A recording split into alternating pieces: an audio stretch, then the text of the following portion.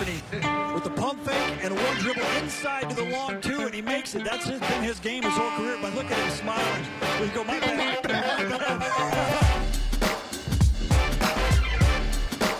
The long two.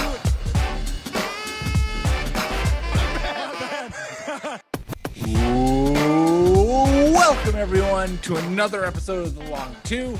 Nice. I am Pete Rogers. Thank you. That was Natty Wallach. And we are a Camilo Stanthony podcast, and we've upped our fantasy basketball talk. Natty, how you doing this week?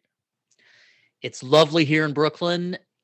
I'm doing just fine. How are you? Good. Coming off of a very Friday was my wife's birthday. So coming off of a very relaxing weekend in which my parents came up and watched our dog, and we went out and safely stayed at a hotel for 2 nights. And I am now getting back. Got a keg and did keg stands all weekend in your hotel room. I mean, that's nice. the safest way to celebrate a birthday. And now I'm watching the Celtics blow out the Magic, as well they should. We're going to talk about Orlando. We are going to talk about Orlando. Hopefully there's going to be lots to talk about Orlando in the coming weeks, because hopefully they're going to be selling some pieces at the nearing deadline. They have the second worst record in the East. Did you know that? I did not know that. Isn't that nuts? That is kind of nuts. I feel like they totally should just be like, okay, we're just going to basically rebuild this team around Jonathan Isaac and just sell everyone and be like, Jonathan Isaac is our guy and we're now on his timeline, and we're just going to hope that this is a Joel Embiid situation where, like the first couple of years of his career are just short, kind of crushed by injury, but then ultimately things will get better. The NBA trade deadline is Thursday. The MVP race has gotten super interesting because now Embiid and LeBron are both out. Time to lock up, Damian. The tournament's ongoing in college. Like, there's just a lot of moving pieces right now. Basketball accelerated into ridiculous speed. Yeah. And there's just a lot of questions out there. And I don't really know if there are actually good answers. Speaking of Aaron Gordon, he's looked lights out for the Orlando Magic over the past couple of games. I saw rumors that he could be getting traded to the Blazers. I would just love that so goddamn hard. Just so goddamn hard. That's amazing. That would be it would make you so happy. It would make you so for happy. Sure. All right. Well, yes, there's so much going on. Now in the second half of the season, the NBA has just ramped up their games in order to get them all done in time. And teams are playing like 4 games a week. And obviously I think there's like 30 games left for most absurd. Teams, 30-ish. So 72 games. Got to knock them all out. 10 seeds. All right, well, let's talk some waiver wire ads then. As always, we have 4 different categories for our waiver wire targets. We have the dunks, our dunks for every week, which is 70% and under rostered on ESPN. Layups, 50% and under. Open 3, 35% and under. And then the long 2, under 20% rostered in ESPN. Let's start with our dunks, Natty. Why don't you start us off? Who is your dunk for this week? Let's take a walk down memory lane and revisit one of our boyfriends, Mr. Joe Ingles. He's a foreigner, so exotic, which is nice.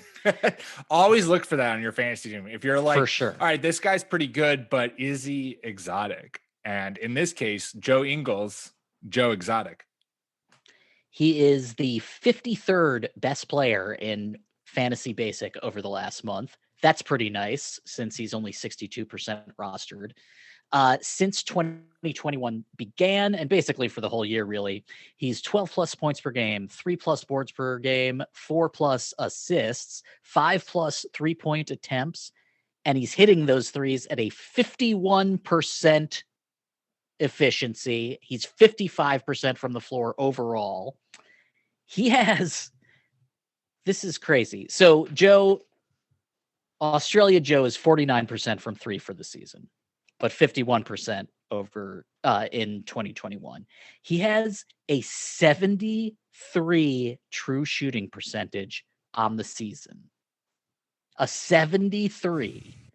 That's second behind DeAndre Jordan, second in the NBA. He is the best out of everyone who averages 5+ 3-point attempts per game. He's better than Brooklyn Joe Harris. He has been absolutely fucking sensational. And the fact that he isn't 10% more rostered is a travesty, just like it always is every fucking year. Him and Bob Covington have sort of been these dudes over the past 3 to 4 years. Rocco isn't himself, or he hasn't been as productive as he's been over the this season. But Joe Ingles, man, like you don't need to buy that kind of production. You can just go get it because he's available in over 30% of leagues. You can probably trade for him, not too steep since he's a little bit older. Utah's playing incredible team basketball, and Joe Exotic is one of the reasons why. I feel like he wasn't last year, but maybe 2 years ago. I feel like that was the first time that people were like, oh, Joe Ingles, like low key, he felt like that next like a uber elite 3-point shooter who was going to kind of be the starting 3 or 4 for the, for the Jazz coming and he had his moment and everyone was like, oh, Joe Ingles. And then last year, or maybe I feel like last year, he's just hasn't been quite that. I feel like everyone thought, here's what it was. Everyone thought he was like the natural replacement to Gordon Hayward. He had that 1 year. Yes. And then it just hasn't quite been that. But I feel like that has then everyone has soured on him rather than being like, oh no, okay, it's fine. Joe Ingles isn't Gordon Hayward, but Joe Ingles is still a wildly productive player, particularly in fantasy, and obviously fits the Jazz's offense super well. And so, yeah, totally. The numbers that you listed, you would love to have those on your team. And the fact that you can you said 62% rostered. He's out there. Go at him. The thing that happened was 2 years ago, he became a distributor as well. So he's a point forward for a lot of those games in Utah. And then Mike Conley last year had to be incorporated into the team. So Joe's role changed again. Right. His usage. Lessened. Yeah. And now they've figured it out. And everybody, including Royce O'Neal, like they're just playing so well, the Utah Jazz. They're playing very really Spursy basketball, which makes sense since Quinn Snyder, their coach, is from the pop tree. And Joe Exotic does not look exotic. He is an old, slow white guy. He definitely looks like a dad, like with a truck. And he's another one of these sort of slower players that we talk about week to week, like slow-mo Kyle Anderson, our favorite. Oh, good old but Kyle. He gets the job done. He has great court vision. He talks enormous amounts of shit, which I absolutely respect. It is. I always feel like there are reports that come out, or just anytime you were watching a game against the Jazz, the amount of chatter coming from that man. He doesn't stop talking. No, it's next level. It's you know what? It's honestly impressive. Like, good for him. It takes some true cojones to be an older looking white man playing basketball and spit shit. I give him props for that. Like, if he just wore a regular dad alligator collared shirt, you would not think that he was an athlete. It's true. And yet he is on the court, probably talking the most shit out of everyone on the out there. Totally. You give him love for that. All right. My dunk this week is a guy who, well, pretty much only dunks, but man, he dunks in glorious fashion. And I have to talk about my beloved Boston Celtics and our beloved Time Lord. What time is it? Oh, baby. Robert Williams, the third, 56% roster in ESPN leagues. Last 4 games, he's averaging 13.8 points, 11 boards, 1.8 assists, and the piece de resistance. 0.8 steals, 2.8 blocks, giving you 3.6 stocks per game. That kind of production is just arousing. And the fact that you can get that on your fantasy waiver wire, yes. Personally, I want him to be starting in Boston. For whatever reason, Brad doesn't seem to be wanting to do that. It is soul crushing because basically he is a walking highlight reel when he is on the court, and he just routinely makes physical and athletic plays that just don't seem humanly possible, and yet he does them. But his role has been increasing, and he makes the most of the minutes that he's on the court, and it's fun to root for him. So he's 100% worth rostering. We talked about him way early in the season as a guy to go get, and then he kind of had a lull / the Celtics were trying to figure out what the hell they are, and they're still trying to figure out what the hell they are. I have to say it's giving me a lot of pleasure watching them just like throttle a team that they should be throttling. I But think Robert, they know what they are, and it's not good enough. Well, yeah, until they trade for, I don't know, Aaron Gordon. I mean, maybe like they have that enormous trade exception, which Danny Ainge has said multiple times is saving it for this offseason, which I'm very curious as to like who that entails then. Is that Beal and they're just going to get Beal in the offseason, or I don't know. The fundamental truth about the Boston Celtics is that you can't trade either of their two good young players. Right. Like splitting up Jalen and Tatum doesn't make sense.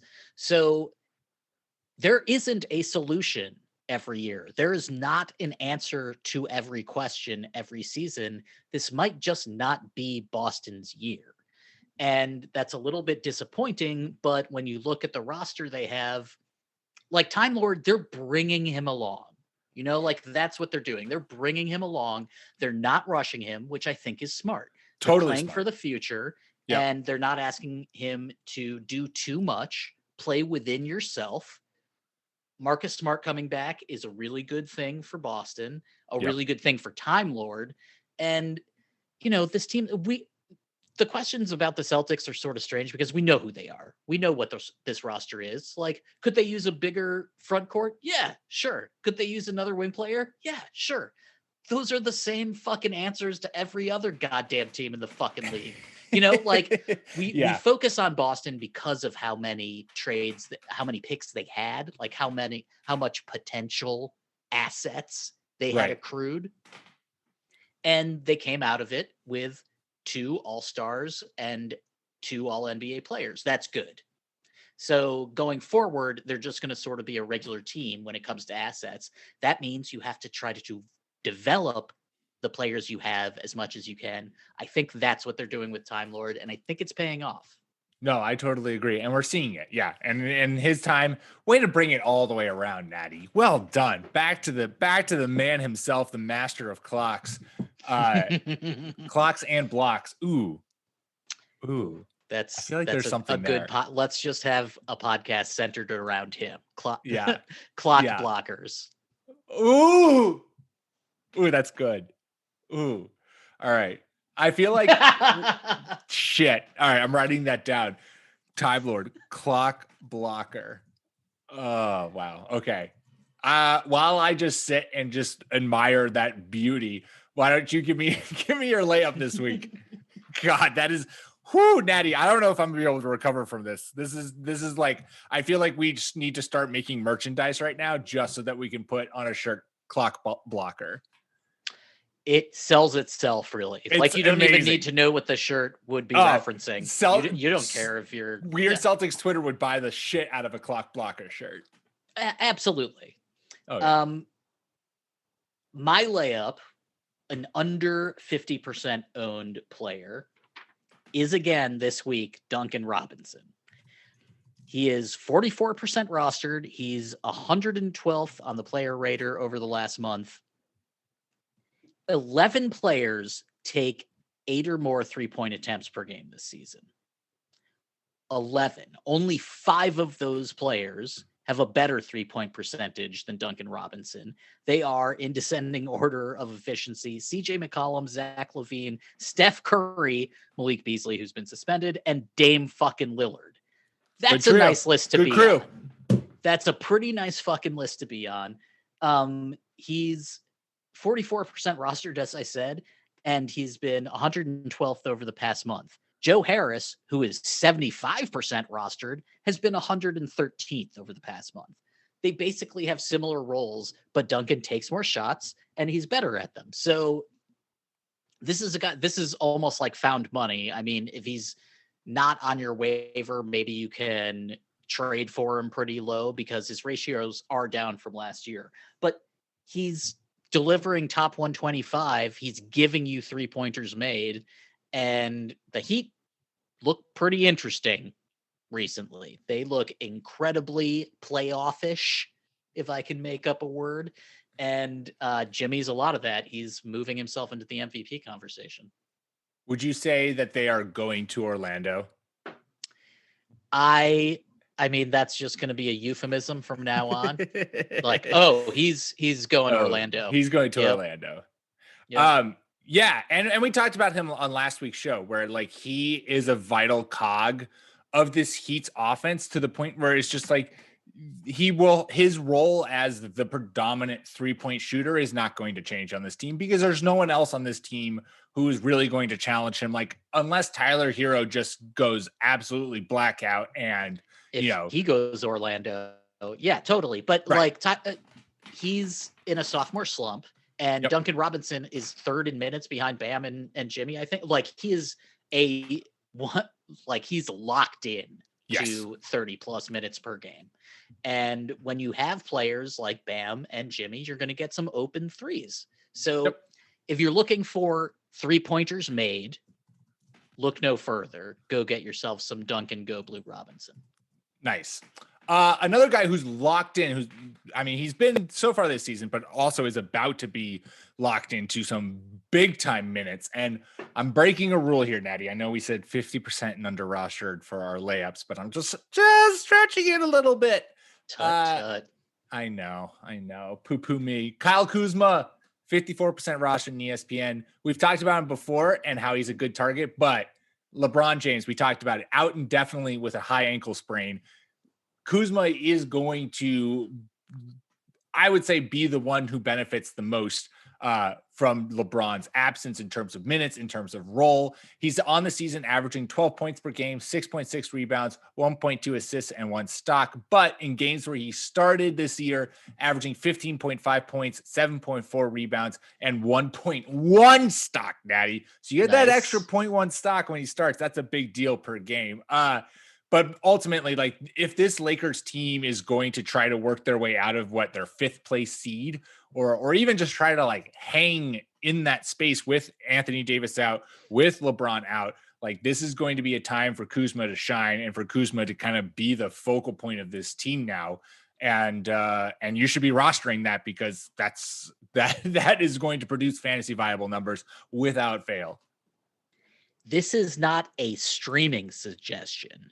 This is pick him up for the rest of the fucking season. 100%. Because AD's out for at least 3 more weeks. LeBron has a high ankle sprain, which could keep him out 6 weeks to 3 months to maybe he doesn't play in the playoffs. I was talking with my buddy earlier, and I do think that there's a significant chance the Lakers don't make the playoffs this year. Ooh. If neither of the stars come back, and the rest of the Lakers squad can't make up for it. I mean, they're 3rd in the West right now. They're 28-14. Okay. The Mavericks are 21-19, and they're in the 8th seed. So, yeah, it would take a lot for the Lakers to just completely drop out to below the 10th seed, which is Memphis, by the way. But I don't think it's impossible. Like, there's a real universe that exists where no AD and no LeBron means the Lakers fucking suck. And it's just a lot of Alex Caruso playing too many minutes, and Montrezl Harrell and Kuzma trying to do what they can. And, Dennis Schroeder being like, I'm the best player on this team now. So I run things, which maybe isn't the best thing in the world.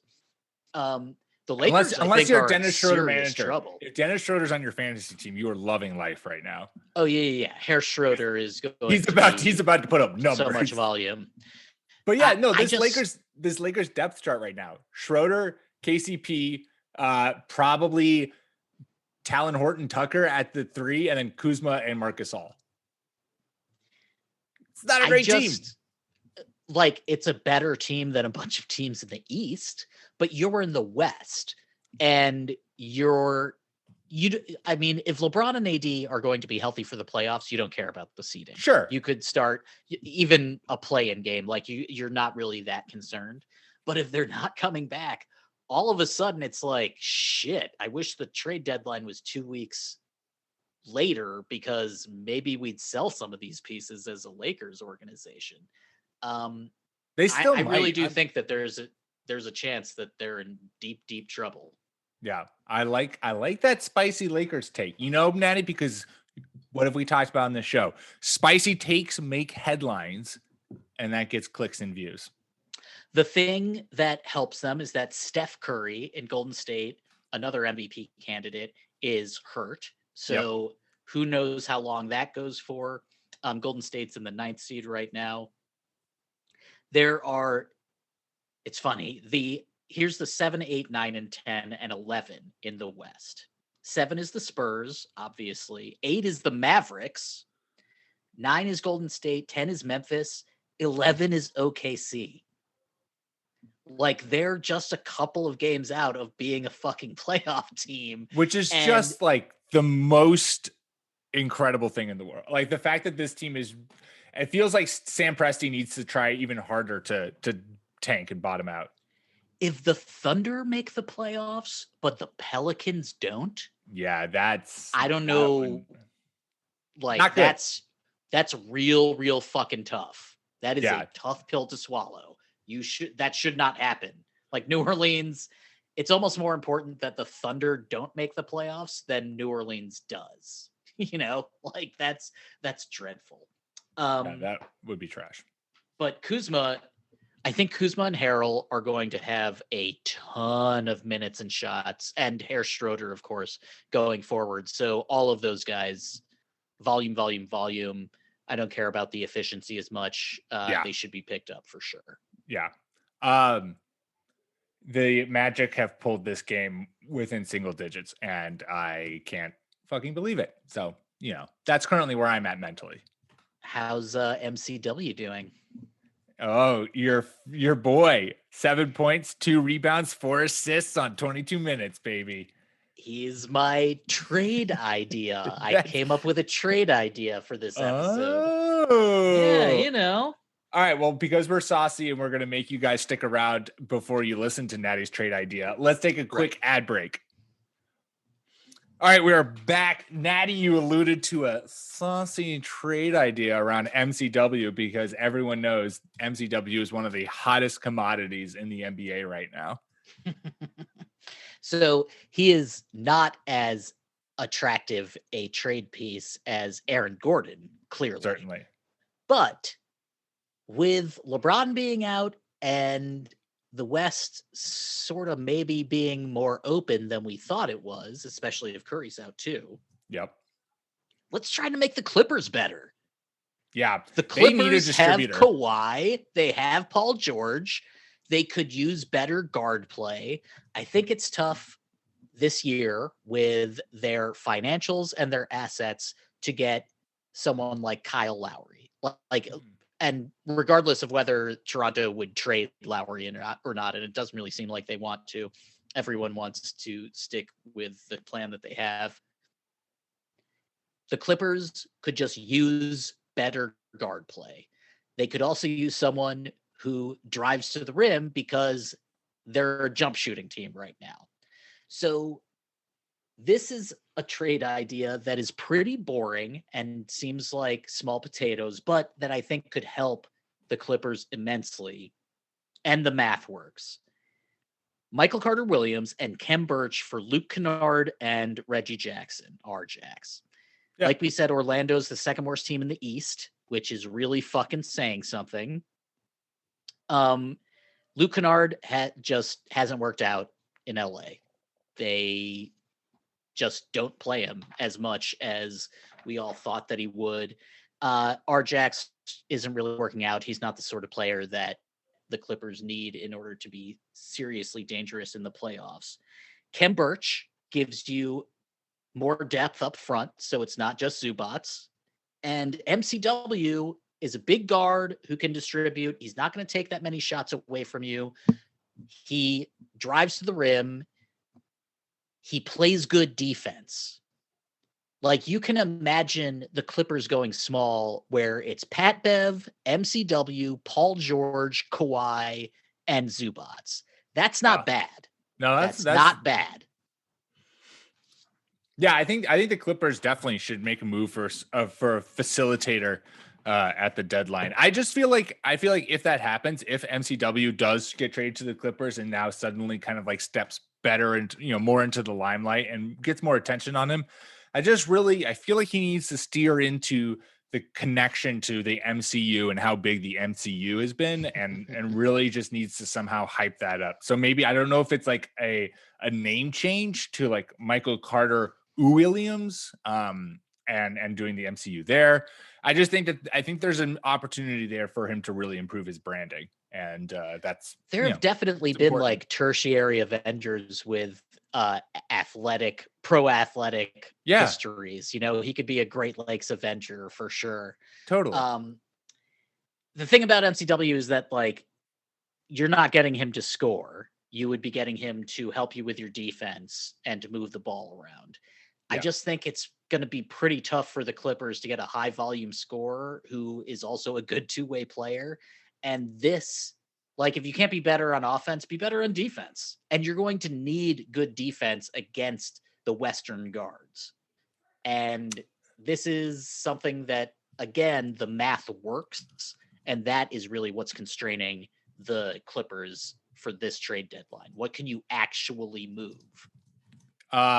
You want to talk about some defense? Yeah, sure. My open three for the week, under 35% rostered, Hassan Whiteside. I thought you wanted to talk about defense. He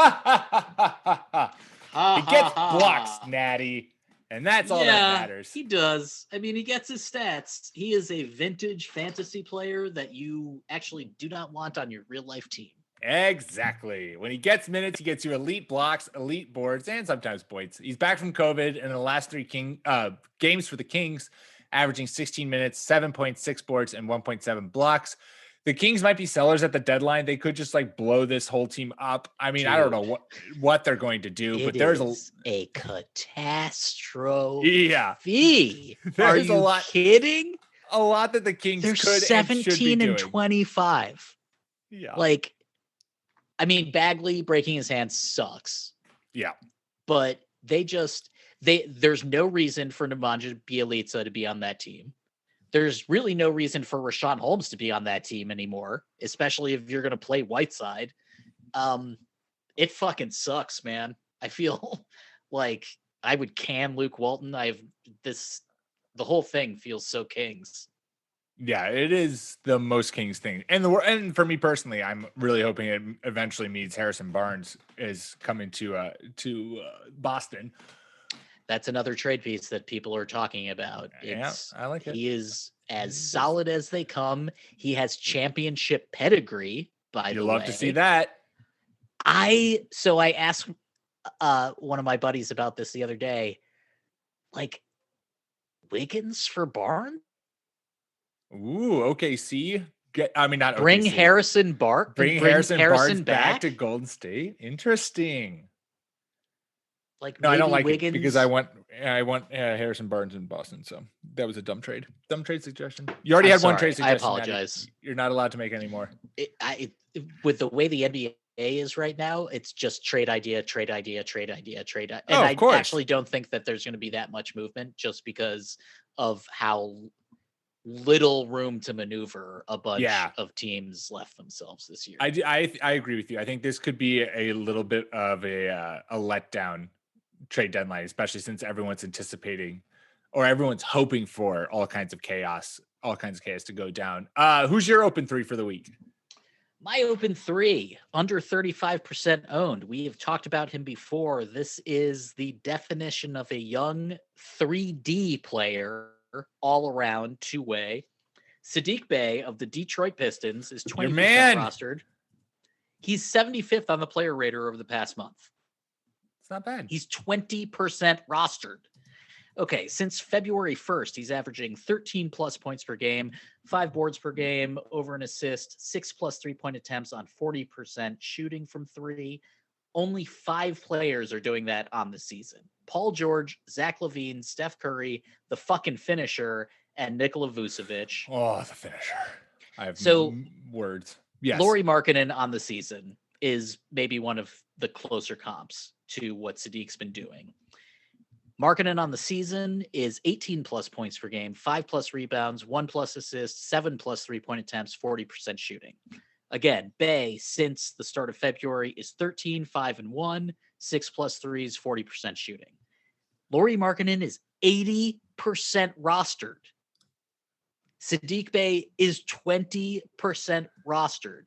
It's the 5 points Detroit of curse difference because no one is fucking not cares about the worth Pistons. 4 times the value. Well, yeah, totally. No, it's Chicago, perfect. Take advantage of it. It is beyond that he is not owned in at least 50% of leagues because he's getting volume. Like, this isn't just a dynasty play.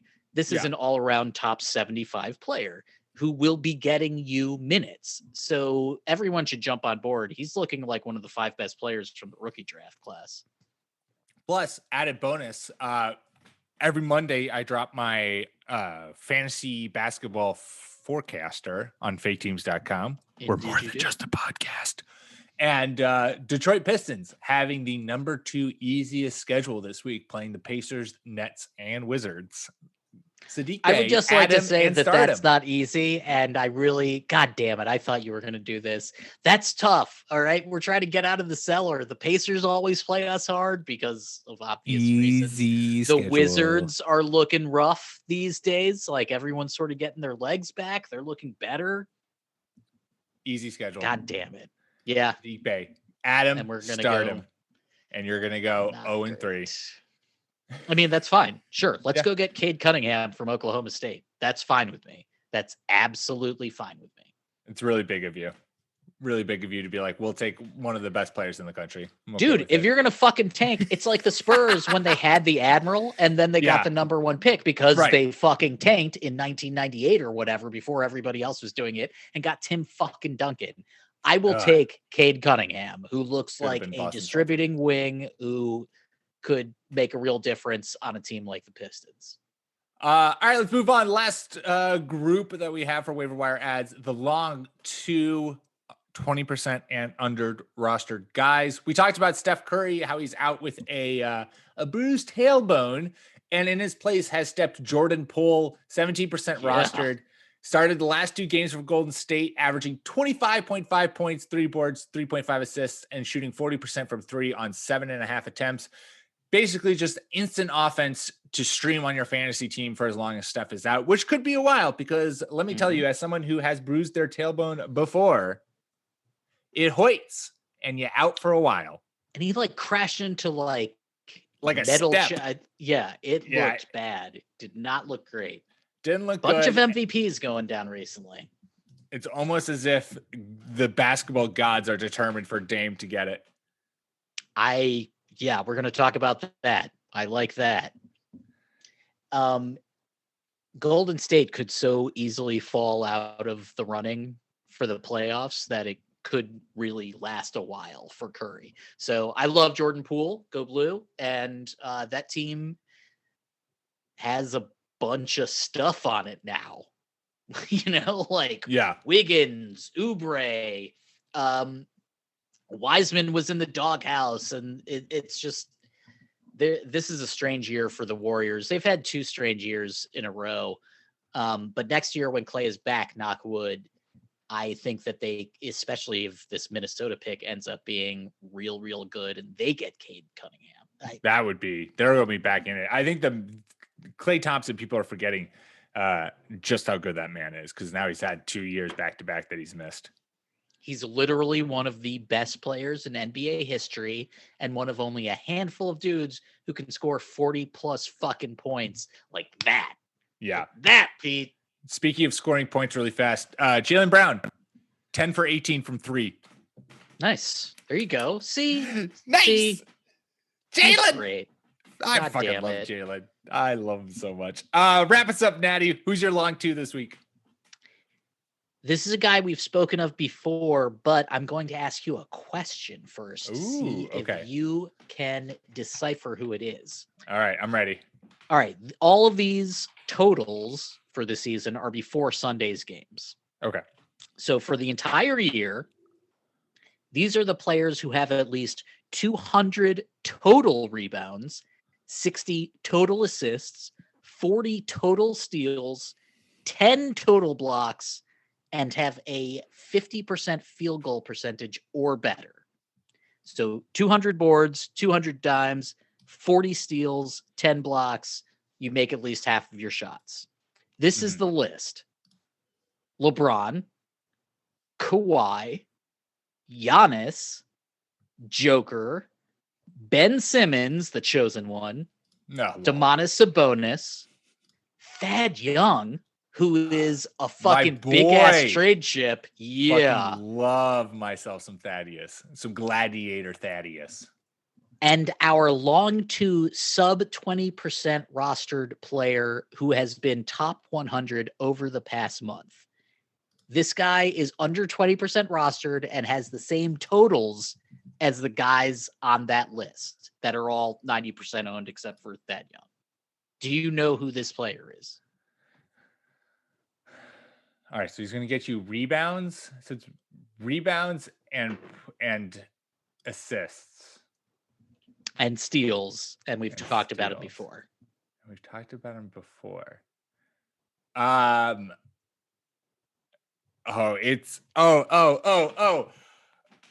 Is he over 20% now? Is it Jae'Sean Tate? It is Jae'Sean Tate. Yes! Good fucking job, bro.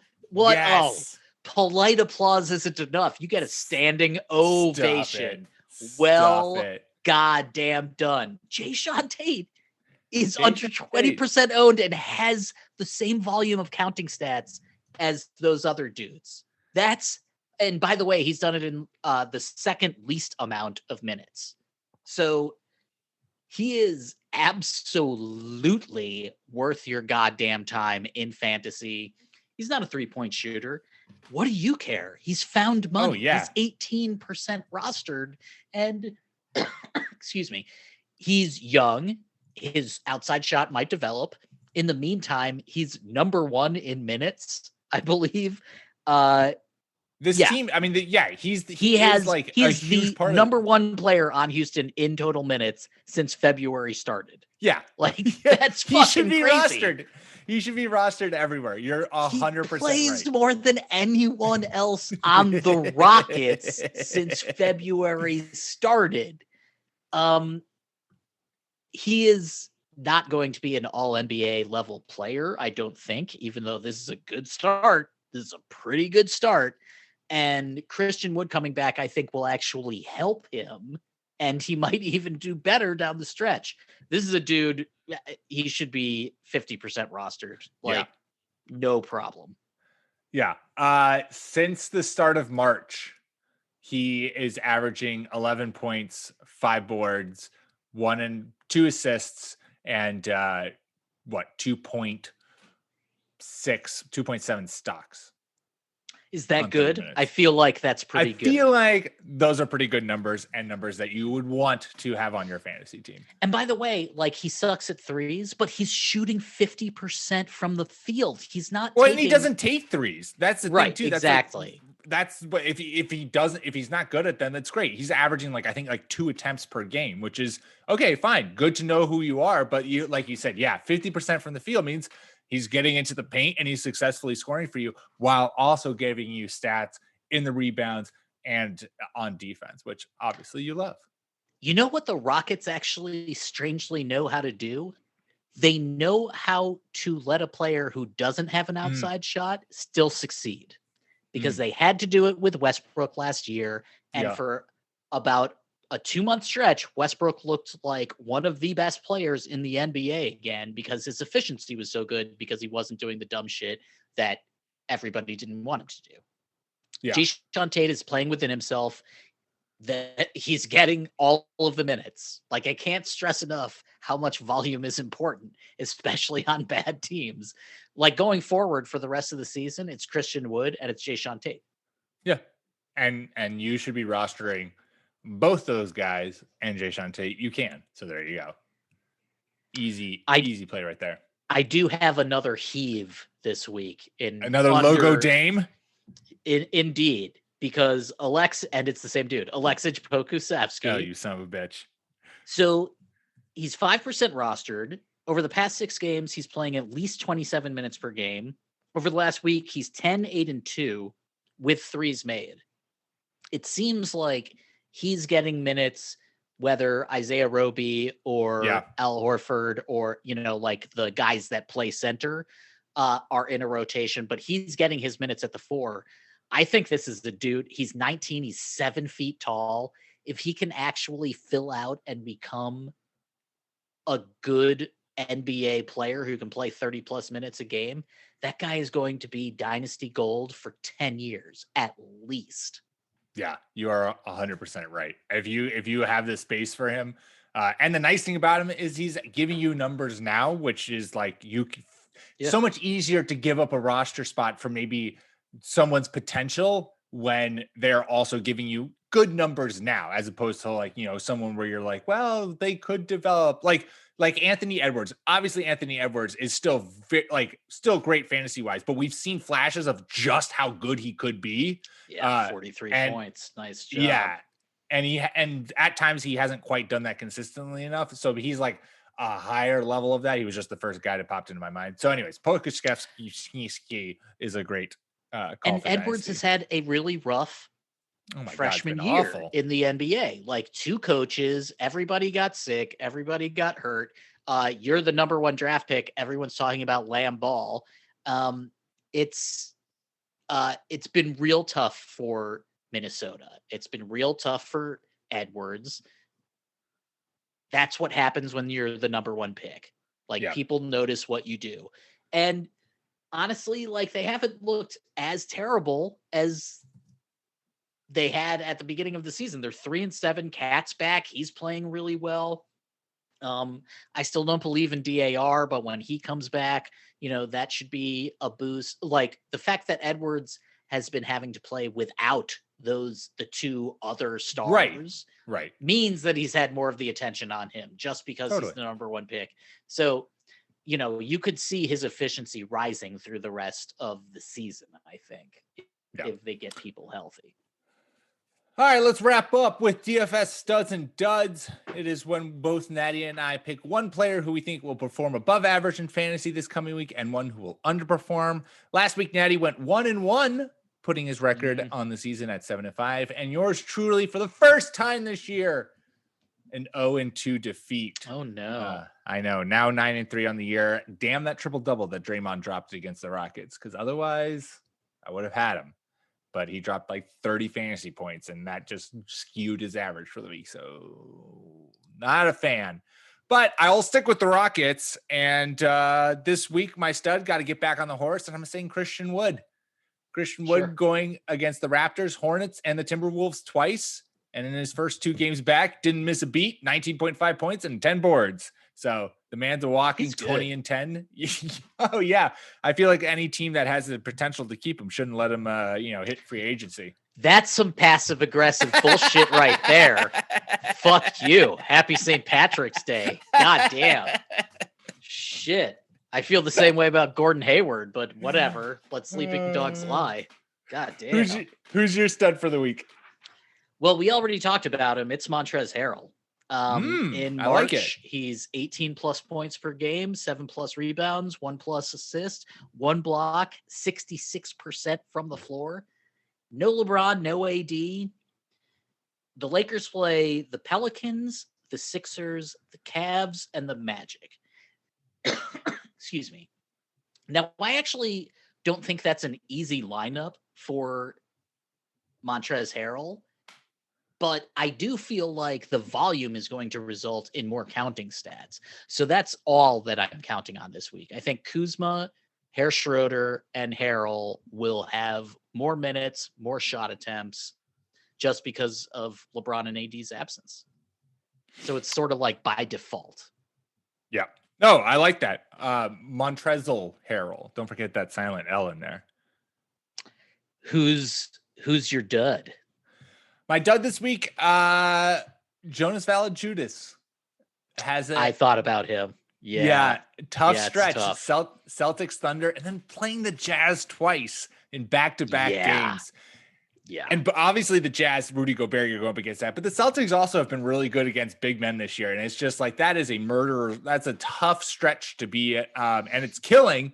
It's crushing for me because Jonas Valanciunas is on one of my fantasy teams. And I've been loving this just like double machine stretch that he's been on. With but I think Andre Drummond out, it's been like he's just Jonas been the Valanciunas rebound king for sure. And a consistent dub. Like he knows his role in that team and he just does it all the time. Yeah. But anyways, I think it's going to be kind of a rough week for him. So I'm not getting too hyped about his fantasy production this week. It's funny because Ja is my dud. Ooh, okay. Yeah. So like you said, Boston, OKC, and Utah twice. Ja's 3-point shot, not happening this year. It is not happening this year. Only 2 players drive more than Ja this year. Shai Gilgeous-Alexander and Luka. SGA is averaging 55% on drives, and Luka is at 58. Ja, who is third in average amount of drives to the hoop, is 46%. He's 10 points worse than than number 1 and number 2. That's not great. I just don't think that this is a good week for him in terms of perimeter defense. I don't think that I think he's in a little bit of a sophomore slump, even though he's been fantastic. And I do feel like Memphis has a legitimate shot to make the playoffs, at least the play-in game. 3J isn't back yet. They're also a team that could make a move, I think. And I don't know. I just sort of feel like this is a tough time for Ja right now. Yeah, I certainly agree with that. I think that you're having tough matchups, and is also as someone whose offense is predicated, like you said, getting to the hole. When you're having to compete with Rudy Gobert and the clock blocker himself, dude, and Marcus Smart and Lou Dort and Marcus and fucking it's almost like it's designed to give him headaches. Like he's going to get pushed around this week. I think he might not play all 4 games. Really, I agree. Awesome. Well, there you go. Some good fantasy content for the week. I have a few more things. I'm so sorry, but these are off important. Of this show, and you will never be invited back on. I know. I'll be quick. Okay. Oh my God. Guess who's coming back? DeAndre fucking Hunter. Ooh. The Atlanta Hawks are in the 4th seed before Sunday's games in the East. They're basically tied with the Heat. Danilo Cincinnati Gallinari has been playing better. Yep. Like people are healthy. They like their new coach. They've had a cupcake schedule, but there's no reason to think that they can't keep doing this since the East is fucking trash. Like the Pacers are in the 9th seed. You know what I mean? Like they should be better than that. And Boston's in the 8th. The Hawks could end up as a top 5 seed if DeAndre Hunter comes back fully healthy with his perimeter defense. Before he went out, he was averaging 30 plus minutes per game, 17 plus points per game, 5 plus boards, 2 plus dimes. He's 23 years old. He's coming into his own. He is really important to this team. And I think that they might bring him along slowly, again, because they're in the 4th seed right now. And, I can't imagine that they don't care about seeding more than they care about the long-term health of one of their star young players. Right. The Hawks have a chance, and Hunter helps them. He will play a lot once he gets his legs back under him in a couple of weeks. So if he's on your waiver and you can spend a roster spot for the next couple of weeks while he comes back and ups his minutes, go grab him. I think he's a great dynasty ad and a great ad for the second half of the season. And the last thing I had for you, well, actually, there are two things. My favorite stat line I'm going to kill you. I know. I'm so sorry, but this is trade adjacent. Okay. Norm Powell had a 43-point game this past week. He made 8 threes, shot 14 of 18. He has the second best 3-point percentage of all players who average 6+ 3-point attempts per game. He's a 65 true shooting percentage on the season, which is 8th best of all players. It's tied with Joel Embiid. He's 27 years old. He has a player option for next year for $11 million. The Raptors are currently out of the playoffs. If you're not going to trade Kyle Lowry, why not trade Norm Powell? Yeah. He does seem like a pretty obvious piece to move where you can get a fair amount in return. A sharpshooter who's young and, is not going to pick up his option because he can make more than $11 million in free agency. So it's money off your books, or it's a guy that you can try to sign long-term. I love Norm Powell. You know that. Yep. If Toronto isn't going to trade Lowry or any of their other dudes, I think Norm Powell's a guy you can trade. Yeah, I like it. And the last thing I had for you. We're going to just start MVP a new segment at the end of the show. At the end of the show, it's just going to be Natty says more shit. And that's how we're going to wrap up the show. But we're still under an hour, so technically it's okay. So Embiid and LeBron are out. The MVP race, in my opinion, is now Joker, Dame, Jimmy Buckets, who's been playing phenomenally, by the way. Yeah. Harden, Kawhi, and Giannis. Mm-hmm. If the Bucks finish with the number 1 seed in the East, because Philly drops off and the Nets don't care, right? And Utah and Phoenix finish 1 and 2 in the West because they're playing really great team basketball, and the Lakers drop out, and the Clippers can't, they don't really care about winning those top spots. And Giannis's numbers are all sort of the same. Like, he could win it by default. Maybe. I feel like he's starting to approach that, like, James Harden, Russell Westbrook exhaustion, where people are going to just be looking for someone else to give it to. But you're right. Like, totally. But here's the thing. No one dislikes Giannis. No, Harden, that's true. They don't want to give it to Harden because he forced the trade. Dame, if Portland doesn't finish in a top 3 spot in the West, then can you give it to him? If Joker and Denver don't win a top 3 seed in the West, can you give it to him?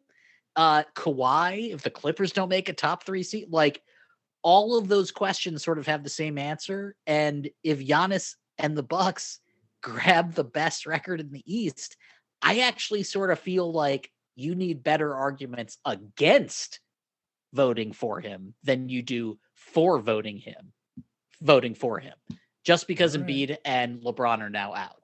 Yeah. I still think it's Dame's trophy to lose, but the narrative is certainly there. Jimmy's coming.